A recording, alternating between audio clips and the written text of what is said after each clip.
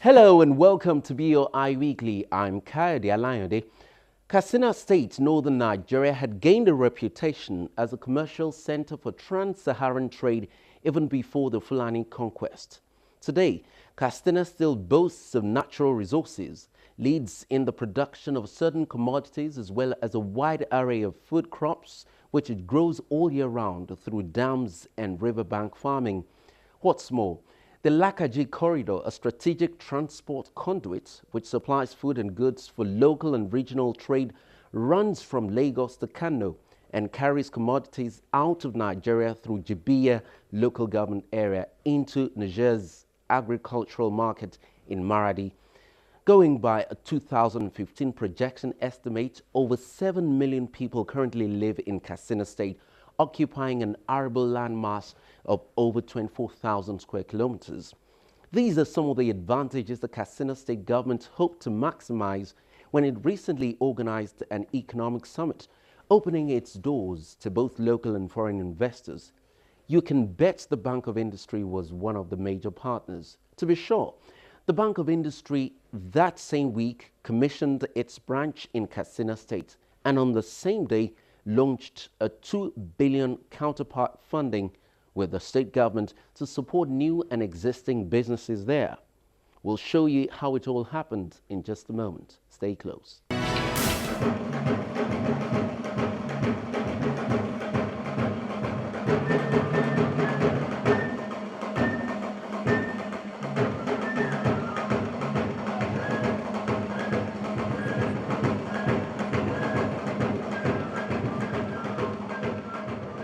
Unlocking the investment potentials for sustainable development is the reason the Katsina State government has organized this economic summit.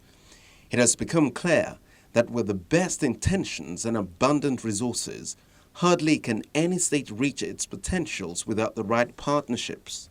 That's why the Katsina State government opened its gate to local and foreign investors, captain of industries, technical partners, including businessmen and women who are all seated here to take advantage of the various investment opportunities that the state presents.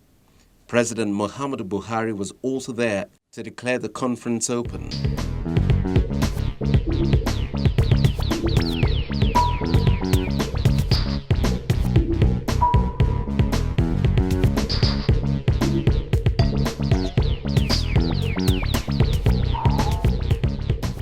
The host and governor, Right Honorable Bello Masari, welcomes the guests and without dwelling much on preamble, states clearly why Katsina State is calling for investors and enumerates what they are bringing to the table. In 2015, the World Bank ranked Katsina State as 7th on the ease of doing business in Nigeria, ahead of Lagos, Kano, Rivers, and Cross Rivers. We have this audacious ambition. We intend to jump 6 places and sit atop of the Nigeria ranking. In the mainstream global investment circles, Katsina State meets the sustainability as well as the risk-adjusted returns and the political risk rating that are fundamental requirements of economic growth. The state ranks 12th in the prevalence of micro, small, and medium enterprises, MSME, density. The state was ranked 17th in the gross state product with an average per capita of $6,022. The government and people have injected a stream of social responsibility inputs in terms of type, time frame, and structure of investment, making it one of the few northern states that bring genuine benefit to its people through investments guaranteeing maximum returns.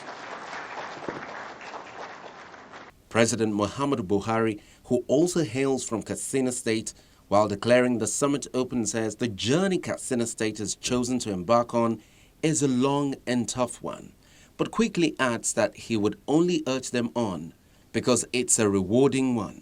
The Katsina State people and government wish to embark on a journey.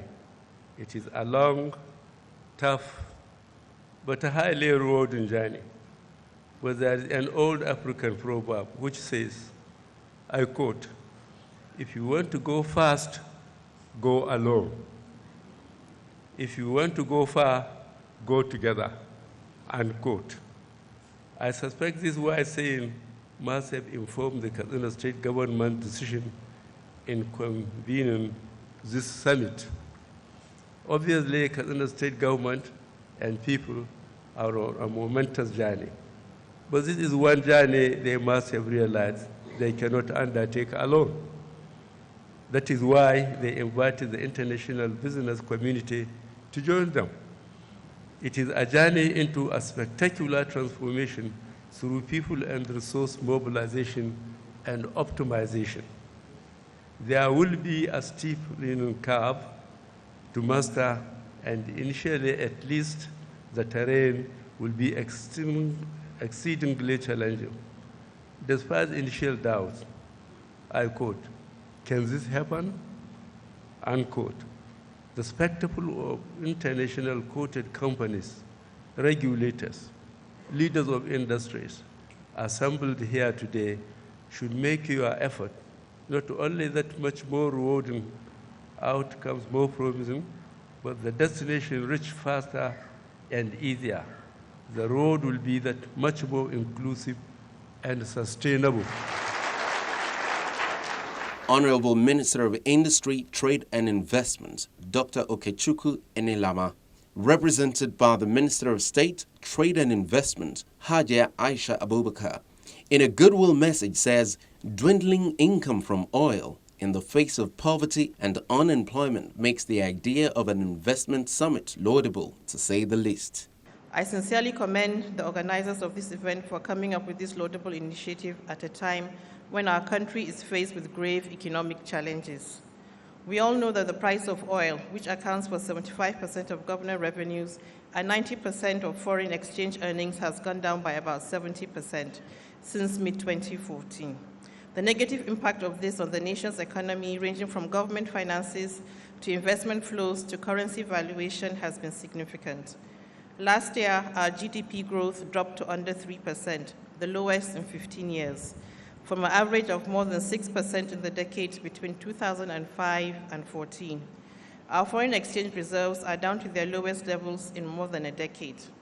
With this myriad of challenges in the areas of poverty, food security, insurgency, and threat to security of life and property, unemployment, infrastructural decay, and unstable economy, the need to unlock Nigeria's potentials to address these challenges become imperative. At this critical point of our development process, it is our duty as government and people to place our economy on the path of sustainable growth and development so that we can participate effectively in the global economy. In this regard, the administration of President Muhammadu Buhari has started the difficult but rewarding task of breaking free from our traditional dependence on oil to the non-oil sector through diversification of the export base and domestic production. Alhaji Aliko Dangote, President Dangote Group of Companies, didn't mince words about the way forward. Your Excellencies, distinguished ladies and gentlemen, it is my great honor and privilege to make these few remarks at this auspicious occasion. I would like to congratulate the government of Katsina State for this initiative to open up the states for investment, which I think is highly overdue. Like many other states in the northern part of Nigeria, Katsina State lags in the national average on various indices of human and economic development. More than 60% of the population is in severe poverty, and the state contributes less than 2% of Nigeria's GDP. I think the only way for Katsina to catch up is to concentrate on agriculture. It is very, very important. Your Excellency, as it is today, there are challenging times when you look at a lot of things or when you read, especially in Brazil. But despite their challenges, today Brazil has $350 billion in reserves, of which 80% of that money is contributed by agriculture.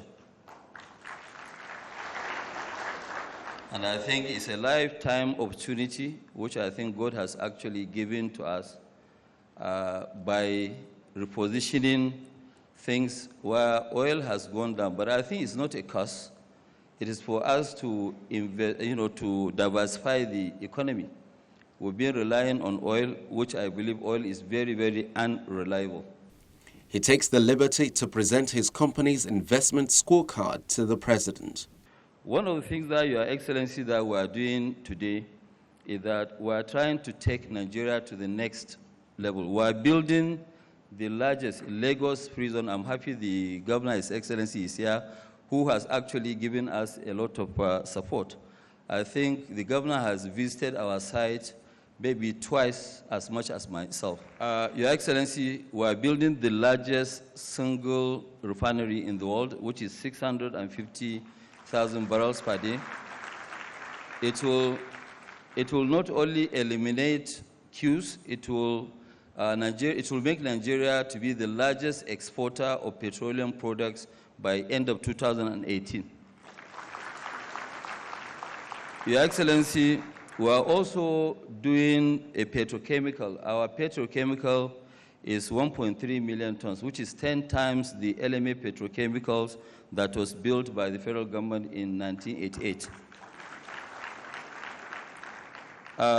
Also, Your Excellency, to show that, yes, we are looking ahead of the future, we are building 2 subsea pipelines of 550 kilometers, of which will be dropped in Delta, one in Ogun State, Olokola, one in Lekki. This one will give us 3 billion cubic meters of, scope of gas. 3 billion, it is equivalent to LNG. And this can generate 12,000 megawatts of power. Not only that, it will generate 12,000 megawatts of power, Your Excellency, it will eliminate all these gas breakages of pipelines every single day, because it will be under the sea and it will be very difficult to tamper with. The acting MD CEO, Bank of Industry, Mr. Waheed Olagunju, outlines the ways the bank is partnering with the state to ensure financial inclusion while strengthening weak SMEs. We work in partnerships, we can't work in silos, and we work through state governments in deepening our credit delivery process. And that was why we approached the Katsina state government to help us establish a branch in Katsina state, which the governor gladly obliged. SMEs, as we all know, are very, very weak, and they require a lot of support. Globally speaking, the mortality rate is quite high. Out of every 10 new MSMEs established, close to 7 or 8 collapse within the very first 2 years of their existence. So therefore, they need a lot of hand-holding, they need a lot of support. That's why we're in Katsina. And we'll also be working with a number of SME consultants who will be interfacing with us in dealing with the SME providers. And luckily, the governor has also outlined measures that have been taken to improve the business climate in Katsina. These are all steps taken that have been to de-risk SMEs that will operate in Katsina eventually. On our part, we will also advise, perhaps, that in the state's procurement policy, priority attention will be given to SMEs, such that perhaps, as is done in other places, 30 to 40 to 50% of government requirements are provided by SMEs. That would go a long way in supporting them as well.